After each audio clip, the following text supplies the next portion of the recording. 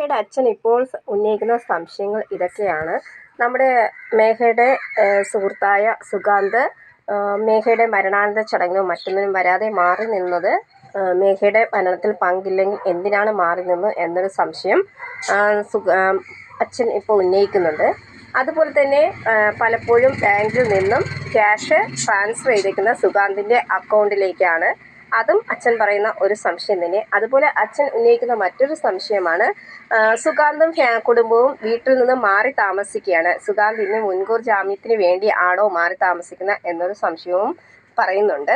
മകളും സുഗാന്തുമായിട്ട് പലവിധ യാത്രകൾ നടത്തിയതിൻ്റെ തെളിവുകൾ അച്ഛന് കിട്ടിയതിൻ്റെ അടിസ്ഥാനത്തിൽ സുഗാന്തിൻ്റെ അടുത്ത് വിവാഹമായിട്ട് മുന്നോട്ട് പോകുന്നതിനെക്കുറിച്ച് മകൾ സംസാരിച്ചിരുന്നു. പക്ഷേ സുഗാന്തിന് ഇപ്പോൾ വിവാഹം വേണ്ട എന്ന് പറഞ്ഞ് പിന്നീട് ഇപ്പോൾ IBA സിവിൽ സർവീസിന് പോയ ശേഷം വിവാഹം കഴിക്കാം എന്നതിനെക്കുറിച്ച് സംസാരിച്ചിരുന്നു. അപ്പോൾ ഇതൊക്കെയാണോ മരണ കാരണമെന്നും അച്ഛൻ ചൂണ്ടിക്കാണിക്കുന്നുണ്ട്. അതുപോലെ തന്നെ മേഘയുടെ ഫോൺ മരണസമയത്ത് ചിന്നിച്ചിതറിപ്പോയതിനാൽ അതിൽ നിന്ന് കൂടുതൽ വിവരങ്ങളൊന്നും അന്വേഷിച്ചെടുക്കാൻ കഴിഞ്ഞിട്ടില്ല.